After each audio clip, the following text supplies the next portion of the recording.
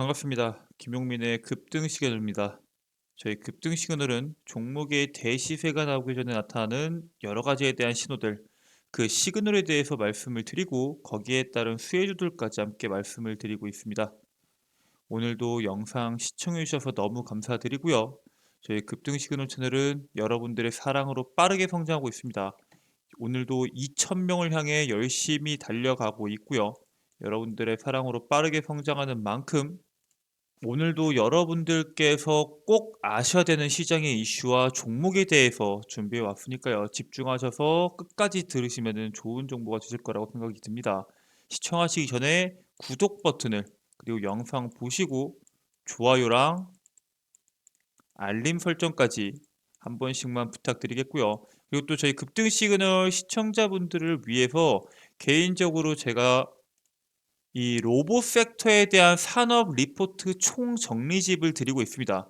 말 그대로 2023년도에 가장 뜨거울 수 있는 이 로봇 산업에 대한 시장의 흐름, 그리고 거기에 따른 이슈, 그리고 여러분들께서 그 중에서 보셔야 되는 종목군들과 관련주들까지 전부 다 정리되어 있는 총정리집이다 라고 생각하시면 될 것 같고요. 오직 급등 시그널에서만 여러분들께서 확인하실 수 있기 때문에 아마 이 리포트, 산업 리포트를 받는 방법에 대해서는 영상을 처음부터 끝까지 집중하셔서 시청하시면 아마 아실 수 있지 않을까 생각이 듭니다. 그렇기 때문에 더더욱 영상 시작 전에 잠시만 일시정지 버튼 누르시고 구독, 좋아요 버튼 한 번씩만 부탁드리겠습니다. 자, 그러면은 바로 본 내용으로 넘어가서 오늘 여러분들께 말씀드린 내용은 최근에 이제 시장에서 제가 중요하게 말씀드렸던 이 포스코 홀딩스에 대해서 많이 말씀을 드렸는데, 포스코 홀딩스는 조금 높은 것 같다. 그러면 다른 종목은 뭐가 있냐? 이렇게 질문하신 분들이 상당히 많았습니다. 그래서 포스코 홀딩스를 못 샀다면은 지금부터 10배 뛰는 이 산업의 2차 전지의 이 주식을 여러분들이 지금부터 쓸어다 보면 좋다라는 내용으로 오늘 영상에 대해서 설명을 드릴 거고요. 어떠한 이유로 어떠한 종목을 공략해야 되는지 자세하게 말씀드릴 테니까 집중하셔서 시청하시면 좋을 것 같습니다. 자, 일단 첫 번째, 올해 국내 경제의 흐름을 보면서 앞으로 시장이 어떻게 갈 건지를 같이 이야기를 먼저 해볼게요. 전문가들은 올해 한국 경제의 이야기를 할 때 토끼굴에 빠졌다라는 이야기를 많이 합니다. 경기 침체에 대한 이야기가 많이 나오면서 토끼굴에 빠졌다 이런 얘기를 많이 하는데, 거기에 따른 내용이랑 영원한 건 없다. 대형 변수의 등장에 지금 K배터리의 성장 전략이 어떤 식으로 바뀌고 있는지 이야기를 해볼 예정입니다. 자, 그리고 예전에는 배터리 기업은 배터리만 신경을 썼었는데 이제는 배터리 기업과 글로벌 완성차 회사들의 이제 합종 연행이 가속화되고 있다. 그래서 이제 K 배터리 업체들이 자금력이 부족한 부분에 대해서는 완성차 업체들이랑 합작으로 지금 공장을 짓고 있다라는 내용과 불황도 비껴난다. 수억 원대 럭셔리카가 지금 판매를 질주하고 있습니다. 거기에 따른 현재 우리 K배터리가 어떤 전략을 갖고 있고 그에 따른 어떤 종목이 수혜주인지에 대해서까지 한번 말씀을 드려보도록 하겠습니다. 자, 일단 토끼굴에 빠진 한국 경제 대학 교수, 공공 민간 연구소의 연구원, 뭐 경제, 경영 전문가 85명이 이야기를 할 때 2023년에 대한 경제 키워드는 굉장히 부정적입니다. 심연이다, 풍전등화다, 첩첩산중이다, 사면초가다, 뭐 이런 부정적인 이야기를 많이 했는데, 아마도 2023년도 올 한 해는 저성장의 고착화에 대한 우려가 좀 있고요. 올해 경제 성장률에 대한 전망치는 평균 1.25%로 뽑았습니다. 물론 한은이나 기획재정부 같은 경우에는 경제 성장률을 한 1.5% 정도로 뽑았거든요. 한은이나 기획재정부 같은 경우에는 평균보다 조금 높긴 하지만 실질적으로 이 큰 틀에서 벗어나지는 않을 것으로 예상이 되는 상황입니다. 우선은 이 새해 경제 분야의 리스크로는 여러 가지가 있겠지만 여러분들이 잘 알고 계시는 이 고금리, 금리가 상당히 높죠. 그리고 고물가와 고원자재, 물가랑 원자재도 상당히 많이 올랐고요. 그리고 수출 둔화 및 무역 적자. 우리나라 같은 경우에는 사실 뭐 기름이 나오지도 않고 뭐 그렇다고 원자료가 나오지도 않고 그대로 우리나라는 수입해온 물건을 가공해서 수출하는 국가죠. 그런 국가에서 수출이 둔화되고 무역 적자가 지속되는 건 당연히 큰 문제입니다. 거기다가 내수 침체까지 경고가 나오고 있습니다. 사실 우리나라가 지금 이 문제를 해결하기 위해서는 이 금리 같은 경우에는 미국 금리를 따라갈 수밖에 없고 물가는 우리나라에서 자체적으로 어떻게 해결할 수가 없죠. 뭐 내수 침체랑 이런 것도 있겠지만 결국엔 우리나라에서 지금 가장 신경을 써야 되는 게 수출 둔화랑 무역 적자입니다. 그래서 정부에서도 수출과 무역에 대해서 계속적으로 신경을 쓰고 있죠. 일단 시장의 흐름상 부정적인 평가의 관점이 거의 90%에 육박을 합니다. 경기 전반적으로 매우 둔화될 거고 유사할 거다가 91%고요. 내수 소비도 매우 둔화한다가 30%, 둔화가 42%, 유사가 17.8%로 90%입니다. 투자는 당연히 줄어들겠죠. 경기도 안 좋은데 내수도 안 좋고 거기다 금리까지 높다고요. 당연히 둔화가 되거나 아니면은 지금과 유사할 확률이 96%다. 단 수출은 둔화가 20%와 28%, 유사가 30%가 있지만 호황이 20% 그리고 매우 호황이 2.4%입니다. 즉 우리나라는 미래 수출 분야에서 미래 먹거리 산업에서 가장 핵심적인 배터리, 바이오, 모빌리티, 인공지능 등에서 오직 수출 부분에서만 이런 긍정적인 관점이 20%를 넘어가면서 호황이 기대되는 산업으로 지금 주목을 받고 있습니다. 자, 그래서 정부에서도 이 수출 부분에 대해서 신경을 써서 지지를 합니다. 윤석열 대통령께서 반도체, 배터리 한국 세계 공급망 복원에 앞장서겠다. 반도체랑 배터리에 대해서 지금 전폭적인 지지를 몇 번째 하고 있고요. 스위스 다보스에서 열린 세계 경제 포럼 특별 연설에서 글로벌 연대를 상당히 강조를 했습니다. 그래서 당장 우리나라끼리 나가서 공정을 지는 게 아니라 미국과도 힘을 합치고 일본과도 힘을 합치고 중국, 유럽과도 힘을 합쳐서 글로벌 연대로 이 위기를 헤쳐나가자 이러한 얘기를 상당히 많이 했고요. 우리나라의 강점을 가지고는 이제 뭐 반도체, 2차 전지, 철강, 바이오 분야에 대해서 언급을 하면서 글로벌 공급망 복원력 강화를 계속적으로 언급을 했습니다. 그래서 앞으로 이 탄소 중립 같은 경우에는 전 세계가 주목하기 때문에 국내 산업의 강점과 친환경 산업의 전폭적인 지지를 언급하면서 지금 이 2차전지 배터리에 대해서 반도체에 대해서 반도체와 2차전지 부분에 대해서는 유독 크게 뽑고 있고요. 하지만 반도체 같은 경우에는 현재 수요가 줄면서 재고가 쌓이고 있는 상태고요. 2차전지 배터리 같은 경우에는 수요가 늘어나고 공급이 부족하면서 재고가 지금 만들자마자 팔리고 있는 추세입니다. 당연히 우리는 2차전지에 주목할 수밖에 없는 상황이죠. 근데 문제는 변수가 계속적으로 나오고 있습니다. 고성장을 기대하는 올해의 배터리 업계가 그 어느 업종보다도 빠른 변화 양상을 보일 전망을 보여주고 있습니다. 이유로는 뭐 여러 가지가 있죠. 중국의 전기차 보조금 폐지도 있고요. 완성차 업체 간의 전동화 경쟁이 심화되고 있는 부분도 있습니다. 각국의 정책이나 환경 변화를 살피면서 기회를 잡는 게 상당히 중요한데 특히나 지금 상황에서는 지난해 공격적인 금리 인상이 진행이 되면서 정부가 전폭적인 지지를 하는 국가들은 엄청나게 이 부분에 대해서 성장을 하고요. 그렇지 못한 국가들은 점유율이 떨어질 수밖에 없는 상황입니다. 일단 가까운 예시로 중국을 먼저 볼게요. 중국 같은 경우에는 2009년부터 12년 동안 30조의 돈을 풀었습니다. 이게 사실 전기차 시장에서 이렇게 빠른 성장, 우리가 뭐 2015년도, 2016년도 전기차 판매량이 뭐 45만 대, 70만 대, 100만 대 이 정도 수준에서 갑자기 급격하게 2019년도부터 부쩍 늘면서 거의 50%씩, 100%씩, 60%씩 이런 식으로 성장할 줄 알았나요? 우리는 이렇게 성장할 것을 예측하지 못했습니다. 물론 성장할 거라는 것은 예측은 했지만 이런 식으로 급속도로 성장할 것은 예측을 못했고요. 이렇게 급속도로 성장할 수 있었던 이유는 중국이 엄청난 속도로 성장했기 때문입니다. 그 중국의 성장 배경인 이 보조금 자체가 사라지기 때문에 당연히 중국에서 나왔던 지금까지 하는 다른 폭발적인 보급률이 나오진 않고 조금은 둔화되지 않을까. 그래서 2020년도, 2019년도부터 매년 50%, 100%, 60% 가까이 성장하던 이 전기차의 보급률이 2022년에서 2023년도로 넘어갈 때는 30% 정도로 보급률이 조금 줄어듭니다. 그렇다고 하더라도 30%도 정말 말도 안 되게 성장을 하는 거죠. 그러니까 쉽게 말해서 중국 같은 경우에는 정부의 던으로 성장했던 중국 배터리입니다.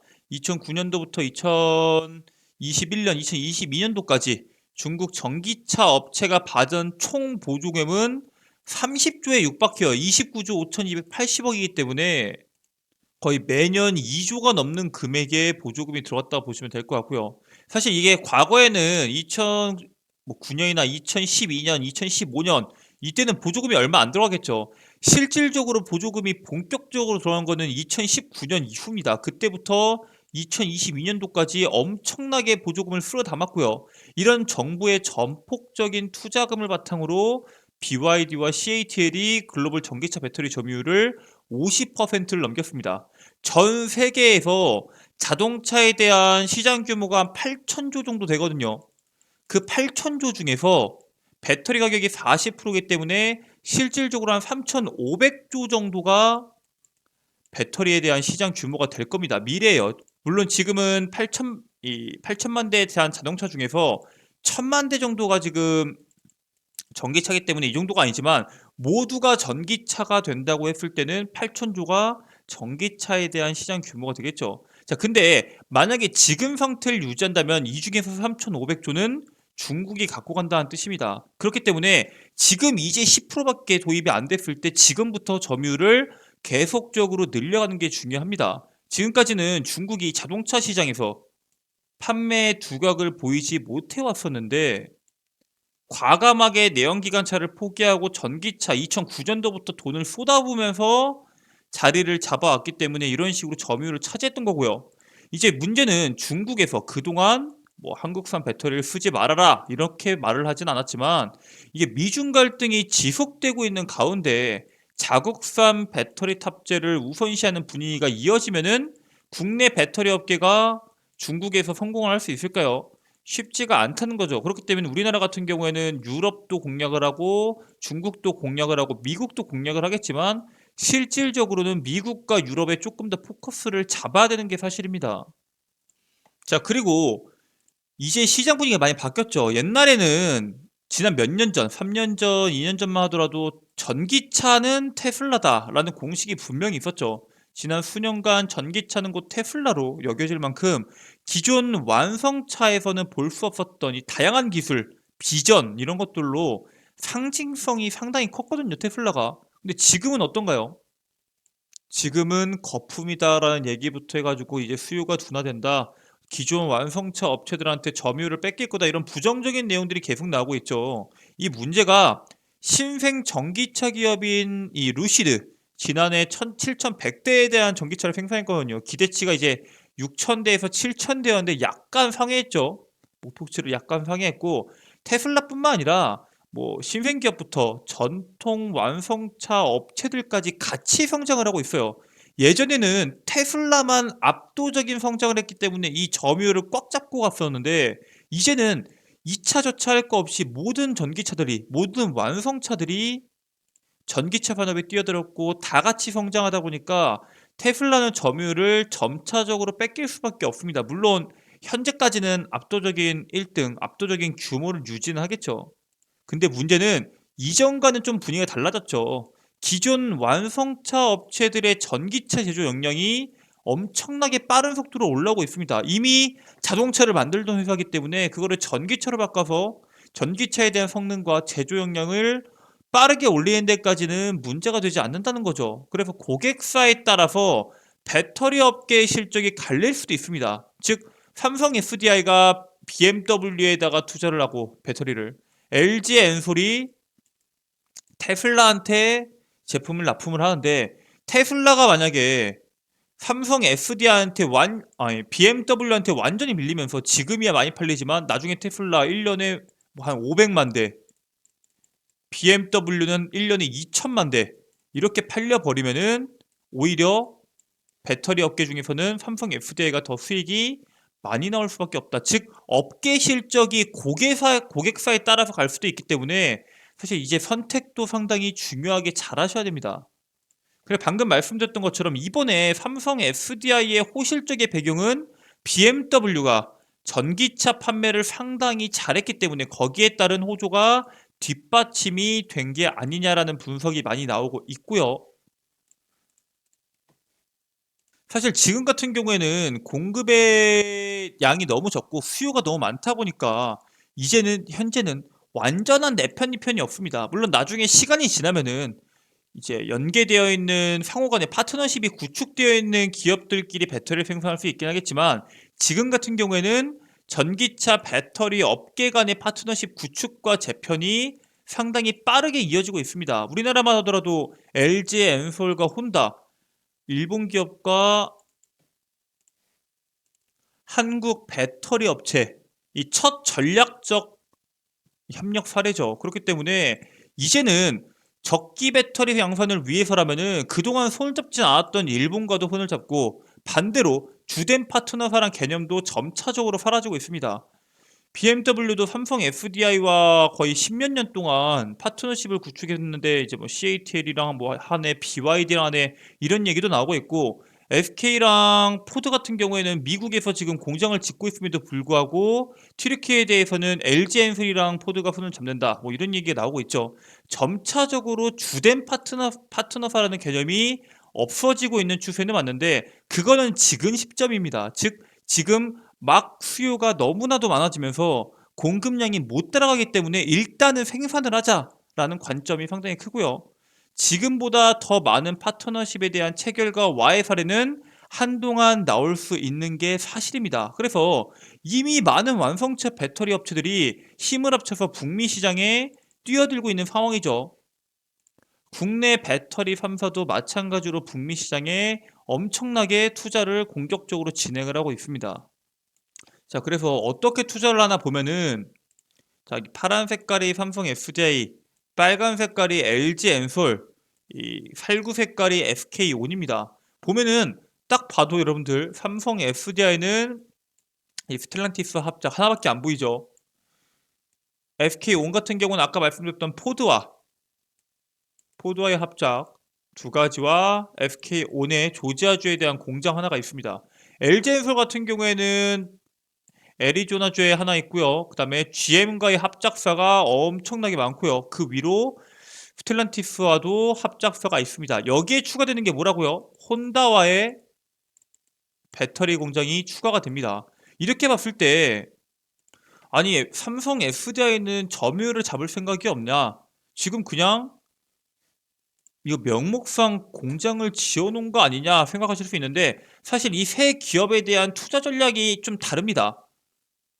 LG엔솔이랑 SK온 같은 경우에는 규모의 투자를 하고 있고요. 삼성 SDI 같은 경우에는 질적 성장에 주목을 하고 있습니다. 그래서 배터리 3사에 대한 2025년도에 대한 생산 규모 전망을 보면은 일단 LG엔솔 같은 경우에는 540만 기가헤르츠, SK온은 220만 기가헤르츠, 삼성 SDI는 150만 기가헤르츠로 사실 SK온과 삼성 SDI를 더한다고 하더라도 LG엔솔에 부족할 만큼 LG엔솔은 지금 공장을 공격적으로 짓고 있고요. GM과 합작사, 얼티엄셀즈의 생산 설비 등 생산 설비 증가와 CATL이 이 IRA 규제를 피해서 미국이 아닌 유럽과 중국 배터리 공장을 건설하고 있기 때문에 아마 25년도부터는 LG엔솔이 규모 면에서는 북미 1위 업체로 독주를 할 것으로 예상이 되고요. 그래서 LG엔솔과 SK온은 최대한 많은 이 배터리를 생산하기 위해서 공장을 증설하고 있다고 하면은 삼성 SDI는 수직 계열화를 통해서 배터리를 질적 성장을 강화하려고 하고 있습니다. 즉 우리는 많이 찍는 게 아니라 여기저기 공장을 많이 하는 게 아니라 돈이 되는 판매했을 때 판매가도 비싸고 영업이익률도 높게 남는 부분에 대해서 투자를 하겠다라는 이야기겠죠. 자, 그래서 실제로 2022년과 2023년의 매출과 영업이익 전망입니다. 일단 2022년도 같은 경우에는 LG엔솔이 25조 6천억, SKO는 7조, 삼성 SDI는 20조가 조금 안 됩니다. 근데 놀랍게도 영업이익만 봤을 때는 삼성 SDI가 LG 에너지 솔루션을 뛰어넘고요. SKO는 적자입니다. 2023년도에 매출이 엄청나게 뛰었죠. LG 엔솔 같은 경우에는 매출이 거의 50% 가까이 뛰었고요. 삼성 SDI 같은 경우에는 한 15%에서 20%밖에 안 뜁니다. 근데 영업이익은 여전히 LG 엔솔보다 삼성 SDI가 더 높습니다. SKO는 그래도 아마 적자가 나오지 않을까 생각을 하고 있는데 왜 이런 현상이 나타나냐? 즉 삼성 SDI 같은 경우에는 고부가 가치의 배터리를 판매하기 때문에 영업이익률이 9%에서 10%가량이 나옵니다. 근데 LG엔솔 같은 경우에는 영업이익률이 6%에서 7%, 많이 나와봤자 7.5%, 8%가 안 돼요. 즉 똑같은 금액을 팔더라도 삼성 SDI가 가져가는 금액이 훨씬 더 크고요. 애초에 고부가 가치에 대한 배터리를 판매하기 때문에 비싸게 팔기 때문에 수량이 많지 않아도 매출에 대한 규모가 커질 수밖에 없다는 거죠. 그렇기 때문에 삼성 SDI의 힘의 근원이 어디냐? 바로 최고 수준의 수익성을 거두면서 고부가 전지에 대한 경쟁력이다라고 보시면 될 것 같습니다. 반도체 이슈가 지금 좀씩 완화가 되고 있죠. 수요가 줄어들면서 자동차를 사려는 사람들이 많이 줄어들다 보니까 삼성 SDI가 집중하는 프리미엄 전기차 같은 경우에는 생산이 늘어날 기회가 지금 현재 급증을 하고 있고요. 지금 에코프로비엠이랑 양극재 조인 벤처로 에코프로 EM을 설립하고 이를 통해서 양극재를 생산해서 내재화에 대한 비중을 50%까지 늘릴 계획입니다. 즉 삼성 SDI 같은 경우에는 양극재에 대해서는 내재가 50%가 되면은 이 양극재 공급이 부족해서 생산해내지 못하는 그런 불상사가 좀 줄어들 수 있겠죠. 그리고 현재는 젠5를 판매하고 있는데 내년 양상을 시작할 젠6 같은 경우에는 니켈에 대한 규수에 대한 함량을 더 늘리거든요. 즉 더 비싼 판매 가격을 높이고 수익성도 당연히 거기에 따라서 확충될 수밖에 없는 흐름입니다. 아니 근데 이렇게 말하면은 아니 근데 프리미엄 전기차가 지금 경기 침체인데 팔리겠냐? 시장이 이렇게 안 좋고 전망이 이렇게 안 좋은데 사람들이 그 비싼 전기차를 사겠냐라고 하실 수 있겠지만 실제로 오히려 럭셔리카 같은 경우에는 비싼 자동차 같은 경우에는 시기와 상관없이 유지가 됩니다. 국내 자동차 시장이 역성장하는 가운데에서 일단 현재 고가의 슈퍼 럭셔리 자동차에 대한 등록 대수는 오히려 증가 추세고요. 경제가 만약에 어렵다고 하더라도 어차피 럭셔리 자동차나 프리미엄 자동차를 사는 사람들 같은 경우에는 결국에는 삽니다. 경기가 어렵다고 프리미엄 자동차를 살 사람이 일반 보급형 자동차를 사야겠다라고 생각하지 않기 때문에 이 수요 자체가 견고함을 보여주고 거기에 따라서 오히려 현재 프리미엄 자동차 같은 경우에는 주문이 밀려 있는 상태입니다. 그래서 2023년도에 경기의 침체 가능성이 있다 보니까 예상보다 이 전기차에 대한 성장률이 낮을 수도 있다고 아까 말씀드렸죠. 원래 매년 뭐 60%씩 100%씩 성장하던 게 지금은 뭐 40% 가까이 떨어졌는데 40%도 물론 엄청난 성장이죠. 하지만 그 중에서도 프리미엄 전기차에 대한 수요는 상당히 견고할 수도 있다라고 여러분들께서 생각하시면 될 것 같고요. 그리고 삼성 SDI가 노리는 이 질적 성장의 핵심인 하이니켈에 대한 시장 규모는 2022년 지난해 기준으로 77억 400만 달러에서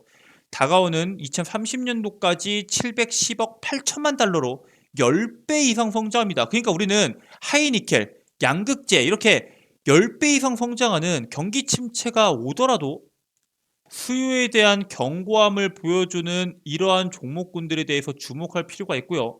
저는 그만큼 삼성 SDI가 현재 상당히 저평가가 되고 있는 게 아닌가라고 생각을 하고 있습니다. 지금 LG 에너지 솔루션에 비해서 뭐 반값도 안 하는 상태인데 삼성 SDI에 대한 전략과 현재 매출, 영업이익, 수요 전반적으로 판단했을 때 상당히 저평가 중에 하나고요. 그렇다고 우리가 삼성 SDI만 말할 수 있나? 삼성 SDI의 다른 2023년도에 수혜를 받을 수 있을 만한 종목에 대해서 말씀을 드리겠습니다. 첫 번째 종목은 그룹의 에코프로 BM입니다. 일단 에코프로 그룹 같은 경우에는 이번에 16억 달러에 대해서 수출이 돌파를 했죠. 2조 정도 수준인데 이 중에서 에코프로 그룹에 대해서 수출이 2조고 여기에 따른 수출의 60% 이상인 10억 달러를 누가 했다? 에코프로 BM이 했다. 5년 만에 수출이 원래 1억 달러였는데 10억 달러까지 10배를 성장한 게 에코프로 BM이고요. 2021년도부터 전체 매출의 수출의 90% 비중이 수출로 중심으로 바뀌면서 수출 중심의 기업이 됩니다. 잘 아셔야 되는 게 우리나라 뭐 완성차나 아니면은 뭐 배터리 같은 경우에는 해외에다가 공장을 두는 경우가 많은데 이런 양극재 같은 경우에는 국내에 공장이 상당히 많습니다. 그래 국내 중심의 공장이기 때문에 정부의 여러 가지 정책의 수혜도 직접적으로 많이 받을 수 있고요. 이 에코프로비엔 같은 경우에는 매출 5조 원을 돌파하면서 국내 배터리 업체 소재 중 기업 중에서 처음으로 5조 클럽에 입성을 한 기업입니다. 항상 말씀드리지만 산업이 커지는 상황 속에서는 항상 그 산업의 선두, 배터리 소재 쪽에서는 선두가 에코프로비엠이죠. 산업의 선두를 달리고 있는 에코프로비엠을 여러분들이 반드시 주목하셔서 보셔야 된다라고 말씀을 드리면서 이게 2021년도에는 상당히 많이 올랐지만 2022년도 1년 동안 조정을 받았거든요. 그만큼 현재 에코프로비엠에 대한 관심이 떨어진 지금 시점에서 여러분들이 주목하셔야 된다라고 먼저 말씀을 드리고요. 두 번째로 말씀드릴 종목은 코스모신 소재입니다. 애초에 최근에 2023년 1월 18일 날 기준 내용입니다. 코스모시 인포지에 찾아간 삼성 SDI 대표이사라는 내용인데 일단 지난해 하이니켈 양극재 납품을 LG 엔솔에 추진하던 회사가 코스모시 인포지입니다. 삼성 SDI 대표이사가 이번에 코스모시 인포지에 방문을 했는데 방금 말씀드렸던 이 수요가 튼튼한 프리미엄 자동차에 들어갈 것으로 기대가 되는 삼성 SDI의 미래 먹거리인 이 하이니켈 양극재를 만드는 기업이고요. 이 양극재 수직화가 되어 있는 코스모그룹 같은 경우에는 코스모화학에서 황산 코발트를 생산하고요. 코스모 신소재에서 전구체나 양극할 물질까지 생산하기 때문에 코스모화학도 마찬가지로 양극재에 대한 수직 계열화가 이미 되어 있는 기업입니다. 앞으로 삼성 SDI에 대한 하이니켈 배터리에 대한 이 고부가 배터리에 대한 수요가 계속적으로 증감에 따라서 수혜를 볼 수 있는 기업이 코스모 신소재이기 때문에 여러분들이 에코프로비엔과 같이 주목하셔서 투자하시면 좋은 종목 중에 하나다라고 말씀을 드립니다. 자, 이렇게 여러분들께 앞으로 이 2000지 시장에서 삼성 SDI가 얼마나 저평가인지 그리고 양극재나 하이니켈 관련주들에 대해서 말씀을 드리면서 지금부터 2023년도에 주목받을 만한 산업에 대해서 자세하게 한번 말씀을 드렸는데 나는 2차 전지도 투자하겠지만 2차 전지 말고도 아까 말했던 로봇 산업에 대한 리포트도 받고 싶다 하시는 분들이 계실 수 있습니다. 이 로봇 산업에 대한 리포트는 기존에 말씀드렸던 대로 김용민의 급등 시그널에서만 받을 수 있는 100% 수작업으로 만들어진 산업 리포트이기 때문에 이 수작업으로 만든 리포트 어떻게 받을 수 있냐 물어보실 수 있습니다. 그래서 지금부터 그거를 받는 방법에 대해서 말씀을 드릴 겁니다. 여러분들 핸드폰을 키시면은 구글 플레이 스토어가 있을 겁니다. 구글 플레이 스토어에 검색 버튼을 클릭을 하셔서 여기다가 김용민의 급등 시그널을 검색하시면 됩니다. 아마 유사한 이름이 상당히 많을 겁니다. 김용민의 급등 시그널, 김용민이 들어가야 됩니다. 밑에 뭐 급등 시그널부터 해서 땡땡 시그널, 누구의 시그널, 뭐 여러 가지에 대한 시그널이 있는데 다 제 게 아니고요. 제가 운영하는 게 아니고요. 김용민의 급등 시그널 확인하시고 들어오시면 됩니다. 자, 그래서 여기 김용민의 급등 시그널을 클릭을 하시게 되시면 여기 설치 버튼이 있거든요. 설치를 받으시고 여러분들께서 들어오셔서 해당 정보를 받으면 되는데 이거 설치하는데 돈 드는 거 아니냐? 100% 무료고요. 아니 이 100% 무료라고 하더라도 또 들어가면은 개인정보도 쓰고 좀 그렇다 하실 수 있습니다. 개인정보 필요가 하나도 없습니다. 전화번호 안 써도 됩니다, 여러분들. 전화번호도 전혀 필요가 없고요. 그냥 들어오셔서 이용만 하시면 됩니다.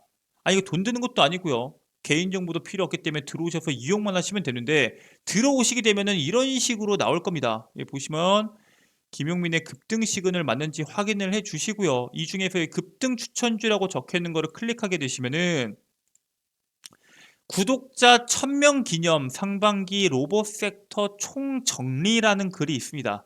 클릭해서 밑으로 내리시면 여기에 로봇섹터에 대한 총정리 PDF 파일을 제가 다운받으실 수 있도록 업로드를 시켜놨습니다. 이거 다운받는 것도 당연히 100% 무료고요. 나는 이 로봇섹터 리포트도 너무 좋지만 이 로봇섹터 총정리도 너무 좋지만 그럼 이 어플은 이거 다운받는 거 말고 다른 거는 다 돈이 들어가냐? 아니면은 다운받고 나서 다른 거는 이용할 수 없냐 물어보시면은 전부 다 이용 가능합니다. 이용할 수 있는 거는 총 급등 추천주 매일매일 제가 다음날 모레 다음 거래일에 여러분들이 투자할 만한 상한가를 도전하는 종목에 대해서 직접 선별해서 업로드를 해드리고요. 장정 급등 뉴스 같은 경우에는 매일매일 오전에 장 시작 전에 8시 이후에 오늘 여러분들이 주목하셔야 되는 뉴스와 거기에 따른 관련주들 정리해서 업로드를 해드리고 있습니다. 내가 오늘 시장이 이제 곧 시작하는데 어떤 종목을 봐야 될지 모른다. 어떠한 이슈가 있는지 모르겠다 하시는 분들은 이 장전 급등 뉴스 하나만 보시면은 오늘의 핵심 뉴스, 그 핵심 뉴스에 따른 관련주가 뭐가 있는지 한 번에 해결을 하실 수가 있습니다. 그렇기 때문에 반드시 여러분들 시작 전에는 꼭 체크하셔서 보시길 바라고요. 그 밑에는 급등주 완벽 분석입니다.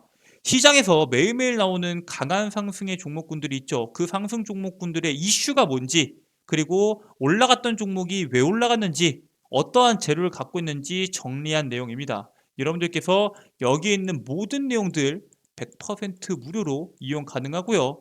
앞으로도 평생 무료입니다. 돈 드는 거 하나도 없고요. 과금되는 거 하나도 없습니다. 지금도 무료지만 평생 동안 무료로 이용할 수 있는 어플리케이션이기 때문에 그냥 들어오셔서 이용만 하시면 된다라고 생각하시면 될 것 같고요. 이용 방법이 궁금하신 분들은 여기 급등 시그널 어플 사용법이 있죠. 한 번씩 클릭하셔서 어플 사용법 자세하게 확인하시길 바라겠습니다. 네, 오늘도 여러분들 처음부터 끝까지 시청해주신 분들 너무 감사드리고요. 특히나 이 산업이 급변하는 시기에 기회가 많이 옵니다. 그 기회를 잡기 위해서 투자하시는 모든 분들이 매일매일 성공 투자자서 다들 수익으로 마무리되시길 바라겠고요. 오늘 여러분들께 다양한 정보를 줬지만 매일매일 여러분들께 새로운 정보, 새로운 종목, 새로운 이슈에 대한 분석을 말씀드리고 있습니다. 그 이슈를 누구보다 빠르게 확인한 방법은 구독 버튼을 눌러주시고요. 영상을 보셨다면은 좋아요랑 그리고 알림 설정하시면은 이 유튜브 영상이 업로드 되자마자 바로 알람이 울릴 겁니다. 알림 설정 꼭 하시고요. 오늘도 고생했다. 김용민 대표 고생했다 하시는 분들은 응원 댓글 한 번씩만 부탁드리도록 하겠습니다. 오늘도 끝까지 시청해 주셔서 너무 감사드리고요. 여러분들 다들 설 연휴 이후에 성공 투자하시길 바랍니다. 끝까지 시청해 주셔서 감사합니다.